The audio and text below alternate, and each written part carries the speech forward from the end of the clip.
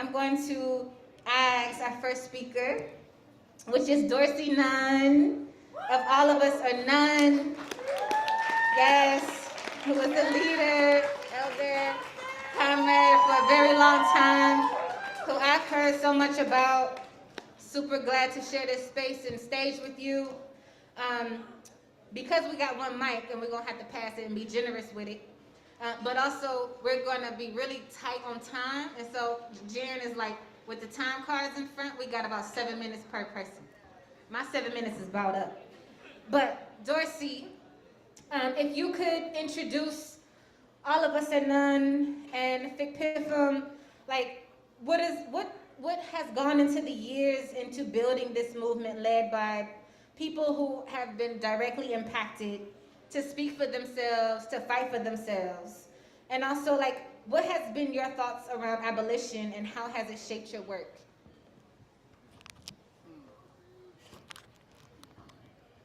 First of all, hello. I just got finished, like y'all seen me earlier today, I already drove 60 miles round trip to get back here. You know, like, how does it look, abolition look for me? It looked like, suppose you learn the truth after you done did a life sentence. And I recognize that y'all can see me as a formerly incarcerated person. Can you see me as a person that's been enslaved by the state? Can you see me working at gunpoint? Because the abolition that I'm a part of is an abolition that starts way before most people's consciousness start. You know, because the 13th Amendment codified into law the practice of slavery for people duly convicted. So like when y'all say abolition, y'all just think about prison abolition. So I don't know how to account for the times that I worked at gunpoint. I don't know how to account for the fact that I couldn't accept my slavery as just being over. And I think I was talking to Jared today. Have your commitment been so strong that you're willing to square off things that you like? Because I like smoking the hell out of weed. Used to like drinking too. But I made a commitment that I wasn't going to do any of that stuff until we win the revolution. So it's been 31 years for me, and y'all a little bit slow.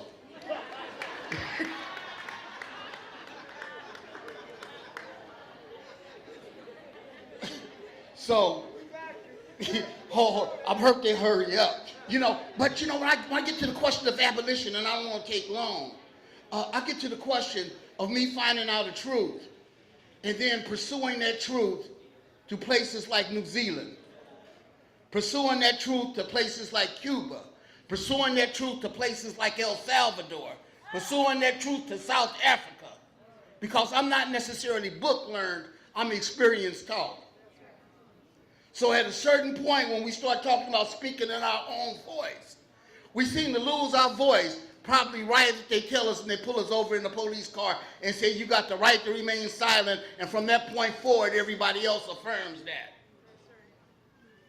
It's my job to get formerly incarcerated people as loud as they possibly can fucking get.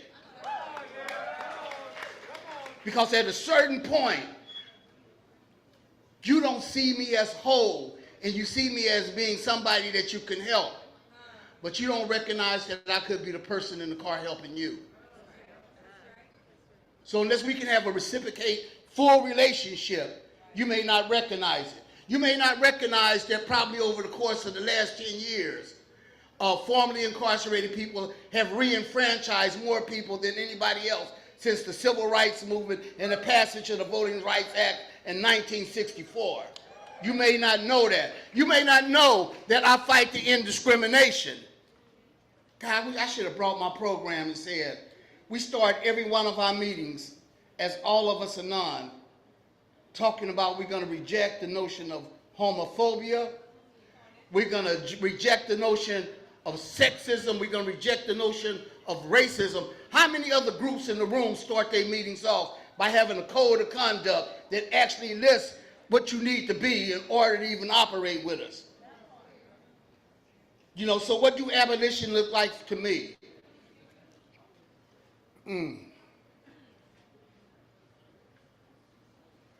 Abolitionists look like my kids is no longer in danger of going to prison. Abolitionists look like my grandkids is no longer in danger to going to prison. And at this point, I'm 70 years old, and it looks like my great-grandkids is no longer in prison, no longer in danger of going to prison. So abolition means that we'll build different structures, you know. But like, I came in earlier today to hear y'all, you know, and I heard somebody say, like, you know, be humble enough to learn. And so when y'all talked about conjecture, I believe that's how y'all said it. You know, because y'all had some really big brain people here early this morning. You know what I'm saying? You know, I don't know how y'all do organizing, but you know, y'all have to break some of that shit down. You know, you're going to have to speak to some common folks at sometimes on a real level. So for me, conjecture didn't just happen this morning. It happened at the founding of critical resistance when I seen young people come in and we was fighting for to stop the construction of Delano 2, right? When the state then already told us that they didn't care about human beings. It was a younger group of organizers that walked in, and what they walked in was with new arguments. Their new arguments were, we're gonna fight this stuff on environmental issues. So we slowed Delano 2 down on the question of the tip-a-tone kangaroo rat and the water table. But that was young people bringing in another part of the movement. And I believe y'all call that conjecture. You know, the other thing, and I don't want to miss this one right here. We could be at a focal point and we can't afford to miss it. So when I said that I was they enslaved me, you could be at this point in history right now, and I don't want you to miss it, where it could be white male supremacists is doing everything they can to control human bodies. So whether they enslaving me or whether they denying women the right to control their own bodies on the question of abortion, it could be where we could have conjuncture again, because the real struggle is about stopping them from controlling our bodies.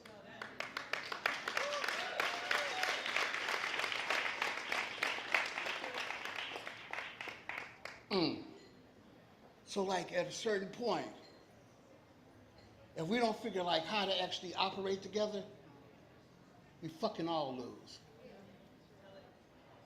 The tide lifts every boat, not just some boats. So when we decide to call ourselves all of us a Nunn, we didn't call us some and a few. And when I said the next conjecture point was that when we started critical resistance, the first thing that we did was gave Native Americans their dues. We first gave them tobacco, then the next thing we did was acknowledge what land that we were on. And I thought I knew a whole bunch then, but humbleness kept me stupid. I wasn't humble enough. Or else, when I was looking at the black codes, I would have been able to say before that it was the red codes. You know, but even didn't get there, and I know I got 30 seconds, but I didn't get there by myself. I got there because I'm also the executive director of legal services for prisons for children. And my journey's been long because I've been working for 40 years at this shit. Just only 30 I've been waiting on weed.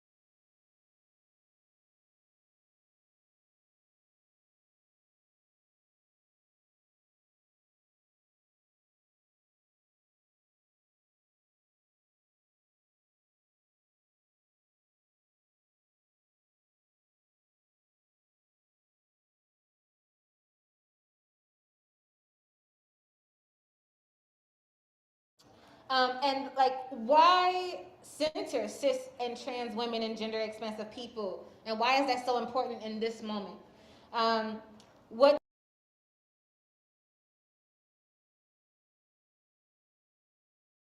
what does that look like to you?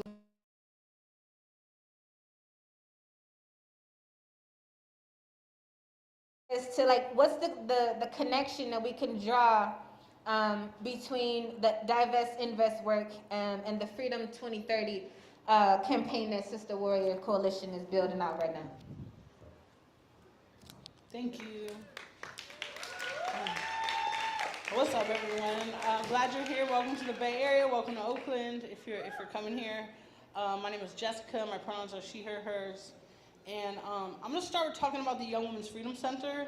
We've been around for 30 years. We started in San Francisco, and it was really a political project, like like an experiment of what would happen if you hired young people who've been incarcerated, who've been surviving on the streets, doing sex work, selling dope, and who've been raising themselves. What would happen if you provided them well-paid, meaningful employment and an opportunity to politicize themselves?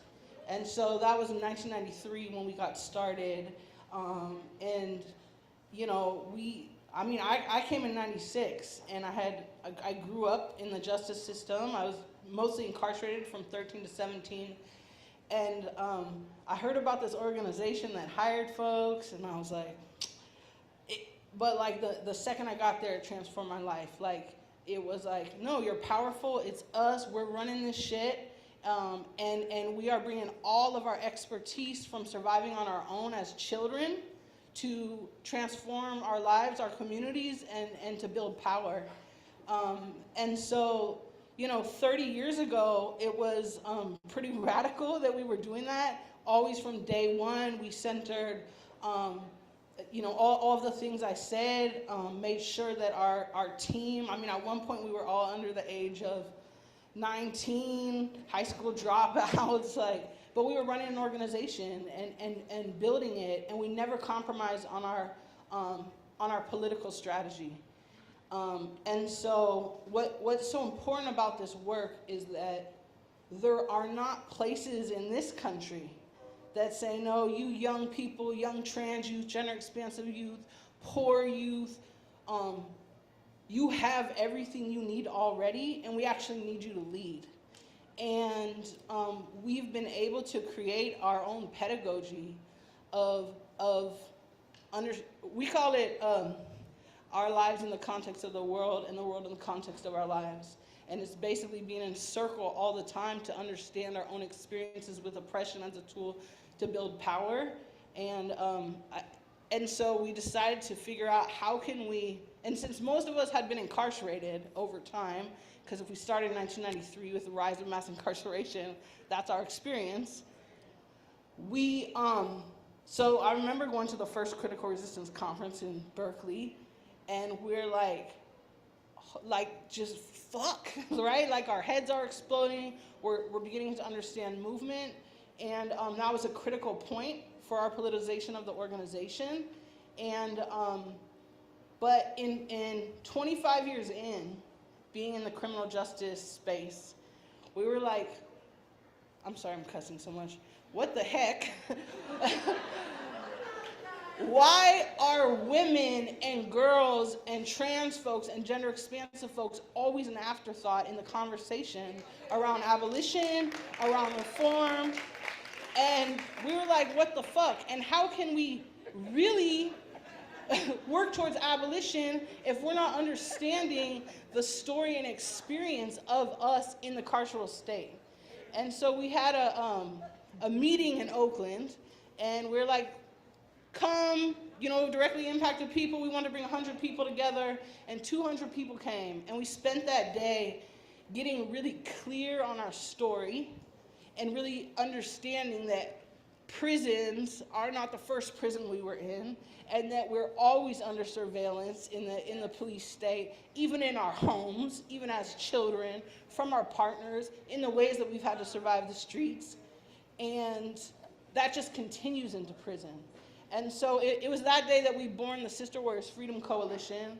And it's not really coalition, but to be honest, this is where my 7th grade education came in. And I didn't understand that a coalition meant a membership of organizations. But what it is it's a membership base that's loosely formed. And it is culture circles around the state, in prisons, in the jails, and also in the neighborhoods where we can be in circle and politicize ourselves to build power. And so we spent the next 4 years drafting our vision, which is we call it the Freedom Charter. We studied the South African Freedom Charter, and then we launched Freedom 2030. And that's our 10-year strategy in California towards ending the criminalization and incarceration of women, girls, transgender folks, our families and communities. So basically everybody. And yeah.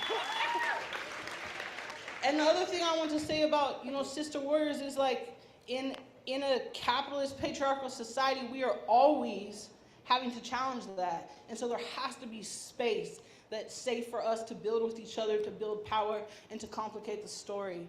And so we just see Sister Warriors as a very specific place in the movement that's an entry point. Because as Dorsey was saying, like, it can be scary to come into movements. I remember coming, at the same time, I was like, my mind was exploding at critical resistance. I was like, what the hell is they talking about? Like, I don't want to say the wrong words. And so what Sister Warriors does is we create that space for people to understand their own oppression, even if you're illiterate, if you can't read, if you didn't go to school, because we understand to know what we know. And we feel that it is an abolitionist framework, and in community, the way we are in circle, we are practicing abolition, right? One thing we know about women is that I could say my own experience and some of Sister Warriors is we're gonna care for our whole community, right? Nobody's showing up for us on visiting day. We are a women's participatory defense hub. Not too many of our husbands, brothers, and fathers are there for us like we are for them. And there's many reasons for that, but also we know that we play a specific role in everyone's freedom, and a part of it is changing the whole framework of how we move. What does it mean to move in circle? What does it mean to do things differently? And so yeah, that's all I could say.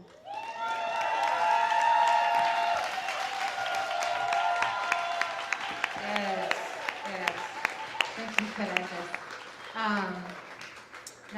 That really resonates with me, especially because I've always said since 2018 is that when there is a certain type of accuracy that we get when we are organizing at the center of families, and especially when you are centering our femme folks, our women, our mothers, our caretakers, our grandmothers, our aunties.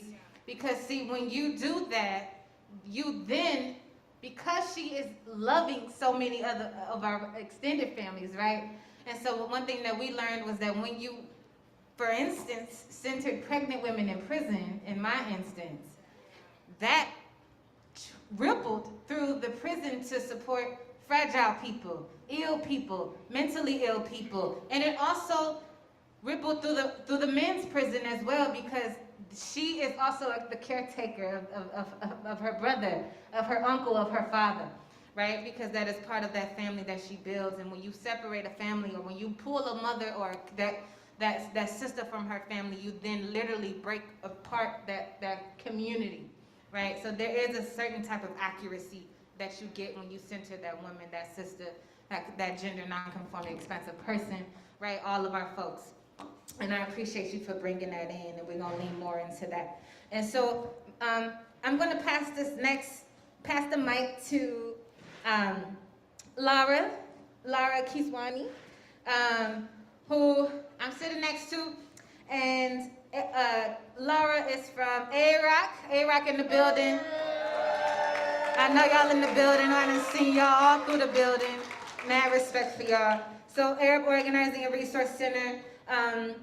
And so, Lara, for you, if we could talk about how has feminist abolition shaped or influenced your work at A-Rock and your engagement in the Feminist Peace Initiative. And also, if you could speak to some of the impacts of U.S. imperialism and colonialism, right? And how that's impacted the conditions of Arab and Muslim people, not only here in the U.S. but globally. And also just like what parts of the feminist abolition resonates most with A-Rock. If you could just, share your thoughts with that, and I'll pass it to Lara. Thank you everybody. I want to appreciate being on this panel with the decades of work that sit amongst us, including the decades, generations of work amongst us all here in this room. So a round of applause to this movement building, to this space, to the work that went behind it. Why we're here tonight and why we've been here is to really center the necessity to build across our movements, right? And today we spent a lot of time thinking about the conditions we're in and how is it that we understand those conditions in order to move towards strategy and what are those solutions. And who better than the ones most impacted, the ones closest to the problem, to come up with those solutions, right? So those closest to in the crosshairs of racism, capitalism, patriarchy, imperialism, that's queer, trans, indigenous, black, women of color, political prisoners, and formerly imprisoned people, right? So collectively, that is we have the solutions to the problems we are facing, and we represent this here at GGJ, right? So I just want to ground us first in that. So we're actually reflecting what we're talking about as we sit here. In my work at AROC, the Arab Resource and Organizing Center, and sorry I'm talking, thank you for reminding me to talk slower, is to organize and serve poor and working class Arabs and Muslims right here in the Bay Area. We take on campaigns and issues that address all forms of oppression because we understand our liberation tied to the liberation of all oppressed people. And we also serve our community, right? So we provide direct services, but we work to overturn the systems that force our communities to need those services in the first place. And we understand that as war, we understand that as militarism, we understand that as racism, forced migration, and as Arabs and Palestinians, we very well understand the ravages of settler colonialism. We understand white supremacy, ethno-supremacy, religious supremacy, right-wing authoritarianism. We also understand the ways these things are used to exploit and dominate indigenous people here and everywhere, right? From Manifest Destiny to the Zionist colonization of Palestine to fascist coups of indigenous lands. And we link those struggles. And we build broad-based movements for change so that our efforts are not only done to support the liberation and dignity of our people here, but in our homelands as well. And myself and AROC, we come from a very long tradition shaped by international feminists. AROC is a woman-led, queer-led, Arab-led organization. And through that lens, we know what is made possible by understanding our struggles as linked and understanding the necessity of internationalism. So bringing it back to a radical understanding of intersectionality, right? Back to the Combahee River Collective, what it truly means to talk about intersectionality. In the same way that global working class women, queer, trans, indigenous, black, and brown have always faced the brunt of state violence, our emancipatory visions and projects will mean the capacity for everyone's freedom. And building on the opening plenary this morning, we understand that here in the United States, we got to take up that task, right?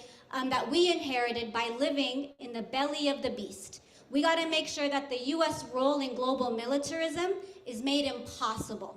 That they are no longer, and our government is no longer able to continue its violent project of political, economic, and military domination across the world. In that light, solidarity across our movements builds our power, not just here, but the capacity of people across the world as well. And as a Palestinian, I understand what it means and how it plays out when we call for ending aid to Israel. We are emboldening call. When we say end aid to Israel, we're actually also saying defund the police here, right? We're saying shut down prisons. We're saying invest in communities and expand the capacity of people to shift and even determine economic and political priorities. And we know we can't fight for Palestine and against settler colonialism and militarism abroad without fighting its domestic manifestation right here.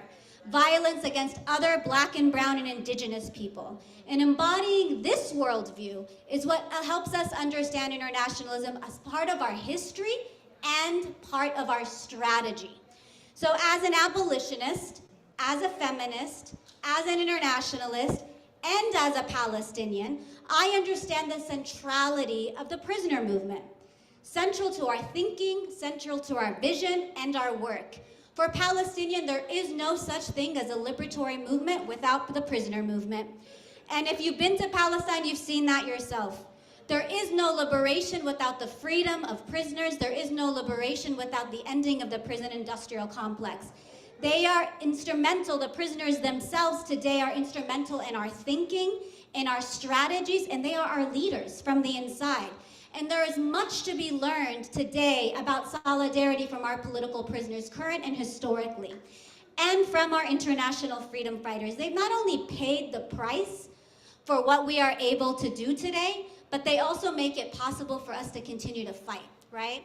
And they have the solution. So we know, for instance, that during the Irish hunger strike that was led by Bobby Sands in 1981, a statement was smuggled from a Palestinian prison, Nafha prison, and sent to the families of the 10 men who died, right? We know that one of the most widely read freedom fighters and prisoners in Palestine was Angela Davis. And we know that during the 1960s and 70s, the Palestinian guerrilla movement in Lebanon and Jordan had supporters from Japan, Spain, Italy, Germany, Argentina, Colombia, Nicaragua, Iran, South Africa, and Turkey, and across the Arab world. So as Palestinians, we fought alongside our comrades, and we continue to fight alongside our comrades. And I was trained by those who fought against apartheid South Africa. I was trained by those who fought against the coups in Central America. I was trained by those who supported our folks on Alcatraz when our indigenous siblings occupied it. So it's not just a moral imperative to build across movements, which is what we're talking about today. It is abso-fucking-lutely necessary if we are to win. And it is really that simple. Our opposition understands that well, and it's the solidarity building across our movements that makes it possible for us to advance our struggles, to build grassroots power. It's not just about empty slogans. It's not about making parallels. It's not just about comparisons. It's actually about our shared work. It's about our shared campaigns. It's about our projects. It's about our shared visions. It's about our shared strategies, right? And let's bring into the space African anti-colonial fighter and leader in the liberation of Mozambique, Samora Machel, when he said solidarity is not an act of charity. It's an act of unity between allies fighting on different terrains towards the same objective. The foremost of these objectives is to aid in the development of humanity to the highest level possible. That's what we're doing when we build solidarity. It's not charity, it's not for grant making, it's not so we could put something on Facebook, right? It's not to feel good and pat ourselves on the back. It's to build on the history that made us possible to be here today. It's to build on the history of wins and advances that we continue to make. It's to pay attention to the labor that is unrecognized and invisible, often by women, queer, trans, indigenous people behind the scenes. It's to ensure that we're centering that in our conversations, but it's also to understand that it's all connected in ways that our exploitation is connected, so is our freedom, right? And so if we can understand that, we can win, folks, and that's what this weekend is about. So I want to honor and thank everybody for being here today, for reminding us and each other that we are in this together, and only together can we actually get to where we want, and that's liberation. Thank you.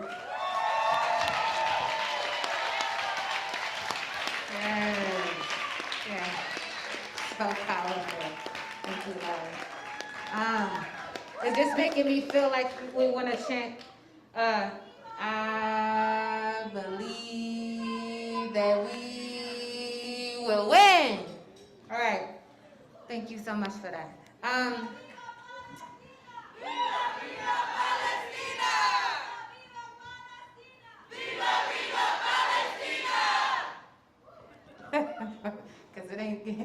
right if we don't share it through the audience. Yes. Thank you so much for that, for bringing us in and also reminding us of why it is that we are here, bringing in all of our perspectives together, especially connecting it to the internationalist movement and why it is so important to build across ocean, seas, and borders. Why it is so important to fight against U.S. imperialism, colonialism, right? Why is it so important to center our comrades in Palestine and our siblings all across Latin America, in the South Asia, and Africa, all of our folks are across the globe, right?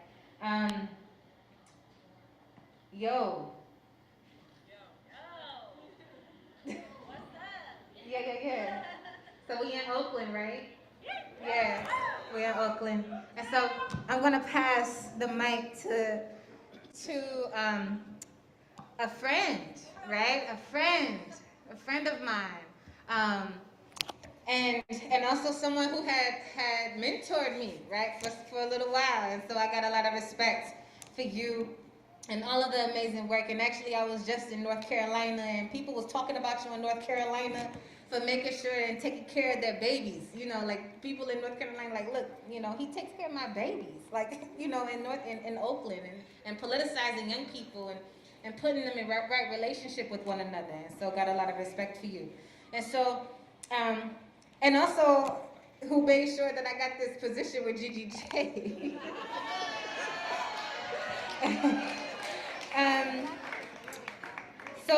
So listen, I'm gonna pass it to you, George, from Courage, right? Because, and my questions to you, George, is that looking at the arc of the generations reflected on this panel, right? And all of what has taken to get us here at this moment, where do you see the connections between grassroots organizing among formerly incarcerated and convicted people and the other fronts of grassroots organizing among, like, tenants organizing, domestic workers, environmental justice communities, migrant justice communities? How does our struggles fit together? And do you see as part of a shared movement? Wow. First of all, thank you for that beautiful introduction. And before I answer the question, I'm going to take just 2 minutes, y'all, because I would be remiss if I didn't bring into the space the spirit of one of our comrades who, like, we're right here in his stomping ground right now, his hood. And he made his journey, transitioned after a 2-year battle with cancer just about a week and a half ago. And so I want to bring into the space the name and spirit of Brother Tony Coleman. And I want to just take a moment to share a little bit with those who didn't know him, who he was. Tony, I met in 1997. He had just got out of prison. San Francisco police had just murdered a black man named Aaron Williams. And Tony showed up, and Tony jumped on the mic and was just straight up fire. And then the next meeting, he came through with a bunch of little BGs from the block, little homies from the neighborhood. And that became the birth of what people began to refer to as hip-hop activism. He did that under the umbrella of something that he called the Third Eye Movement. So hip-hop activism, he would take the lyrics of music that was bumping on the radio, and he would switch it up and change up the words into march and rally chants to make the movement relatable to the youth. It was a takeover, not a makeover. And if y'all remember 1997, some of y'all may not, you know what I'm saying? The political landscape was very different. So he was able to get the officer who killed Aaron Williams fired in 1997. He was involved with the movement for Oscar Grant. He was involved in the movement to stop the Alameda County Youth Super Jail. He was involved in the Occupy, which became Decolonize Oakland movement. He became in the movement in which my organization was birthed to stop the gang injunctions here in Oakland, California. So he was a beautiful, powerful brother, you know, and I miss him already. So I just need to bring his spirit into the room, and I'm committed to honoring his legacy, and I hope we each just get a taste and a touch of his spirit to carry us with us in the coming days, and bring your ancestors, bring your loved ones into the space, and let them ground us in why we are here and why we are gathering. So, thank you. I'm gonna just say that much, and I'm gonna now try to answer your question. So, welcome to the traditional village of Huichin, occupied, unceded, traditional homelands of Wekmaloni, otherwise known as Oakland, California. I was taught by my elders that you don't really know where you're going unless you know where you've been. So I want to invite us all, in terms of trying to answer that question, to think comparatively. I hope I ain't using too many, of them academic words. If I am, just punch me, man. Think comparatively in a social and historical context. And let's rewind back into time, all the way back to 1492, y'all. In 1492, there was a clash between two irreconcilable worldviews. One that we refer to, that represents the colonizer worldview, what we call the 3 Gs: greed, gold, and genocide, which is manifested today in the capitalist mantra of maximize profits, minimize expenditures, where we value money before we value people. Versus our indigenous worldview, reflected in the Lakota expression of Mitake Yasin, the Mayan expression of In Lakesh, all my relations, or you are my other self. The concept of being interconnected and interdependent. Colonialism is a hell of a drug, y'all. And that is the root of all of our movements and what we are fighting against. In terms of the abolition movement and prison industrial complex, the very first prisons in the context of the so-called United States were the slave plantation and the reservation. If you were a person of African descent enslaved on the plantation and you stepped off of the plantation, you would be hunted, you would be brutalized, and you would be possibly killed. If you were an indigenous person, relegated to the prisoner of war camp, because that's what a reservation is by definition. It is a prisoner of war camp.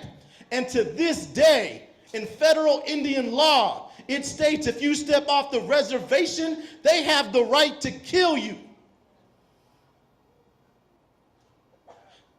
And you stepped off the reservation, you would be hunted, you would be brutalized, and you would be possibly killed.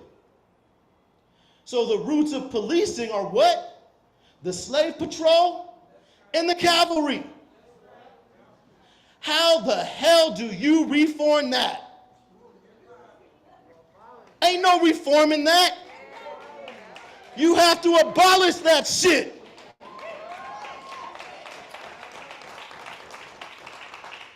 We must dismantle the systems that have created harm and trauma. So when we talk about divest, that's what we divested from. And invest in opportunities for our people to heal, grow, and thrive. That's what we're doing, y'all. Right here in Oakland, California. I'm a proud co-founder of All of Us or None, and I have the distinct privilege of working with young people with very similar lived experiences as myself. At the age of 17, I was arrested and I was charged with multiple felonies for my involvement in a drive-by shooting I was on multiple gang databases in several Bay Area counties here. And that's who I work with. The mission of Courage is to unlock the leadership of young people to dream beyond bars. We say close youth prisons, build youth leaders. When I say close youth prisons, y'all say build youth leaders. Close youth prisons, close youth prisons. So, we were formed in resistance to the gang injunctions right here in Oakland, California. And when we began organizing, we weren't just organizing against what we were saying no to. We said no to gang injunction zones that criminalize particularly black and brown young people, but we said yes to a concept of what we refer to as a youth empowerment zone, taking an asset mapping approach towards our young people. So fast forward to August of 2021, we broke ground right there at the Fruitvale BART station to the future home of what we are calling, and it ain't no longer a youth empowerment zone. My sister Alicia Garza laced me up on the difference between empowerment and power. Talk to me on the side if you want to get that teaching. So we are calling it the Oscar Grant Youth Power Zone at Fruitvale Station. Oscar Grant represents the young people that we work with. He was a 22-year-old black transitional age youth when he was murdered, execution style, by Officer Meserly on the Fruitvale platform. And immediately, law enforcement went to the typical playbook to rationalize the irrational, to defend the indefensible, and they tried to weaponize the fact that he was formerly incarcerated. And we say never forget and never again. So the Oscar Grant Youth Power Zone at Fruitvale Station will be the alternative to incarceration. Here in Alameda County, we spend $32 million a year to incarcerate approximately 50 young people. That's our average daily attendance for the last 2 years. I'm at time. I'm needing 1 minute, please. So that means we are spending $667,000 a year to incarcerate one young person. We're talking about young people who come from our most vulnerable families. That's how much we spend. And what we're saying is let's divest and invest that in our young people. We know we can do three things. One, we will fundamentally improve the trajectory of that young person. Two, we will address root causes of public safety and crime. And three, we'll do it a hell of a lot cheaper. But you know what? Give me that money anyways. Y'all want to spend that much money? I'm tired of this. Give me pennies to the dollar. Let's invest in the infrastructure. And it's all connected. Housing, mental health. Because the safest communities do not have the most police. They got the most resources. Thank you.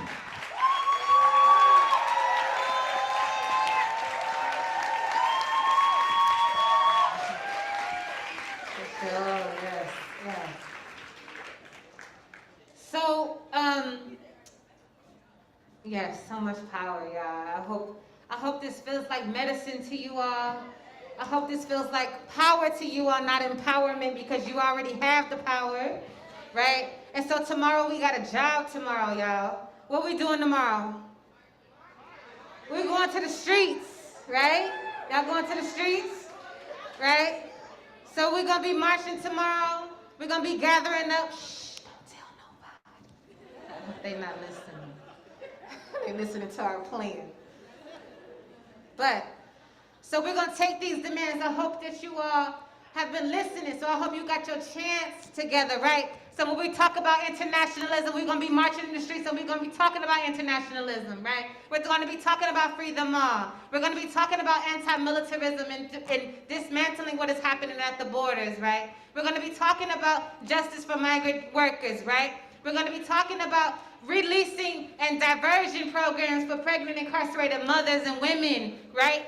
So we're gonna be talking about those things, and we are the solution.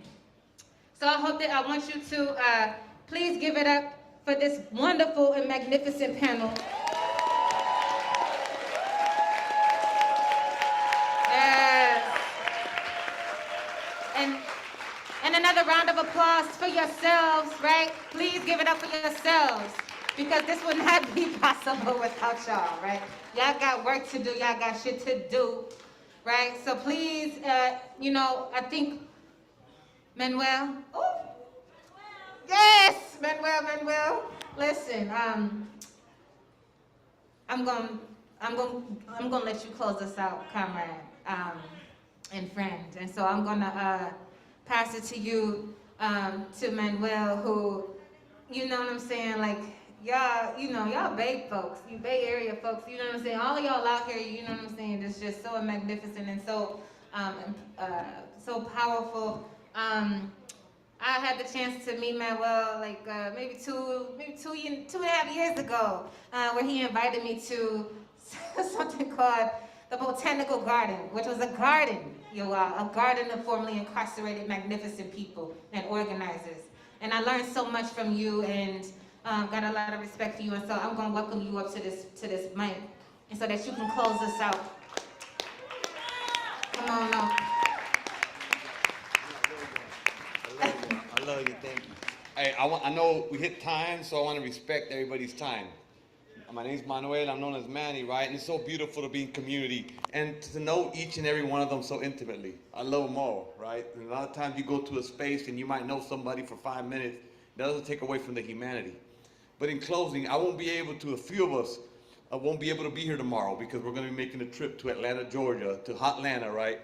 To be in relatives and in community with other formerly incarcerated leaders around the country.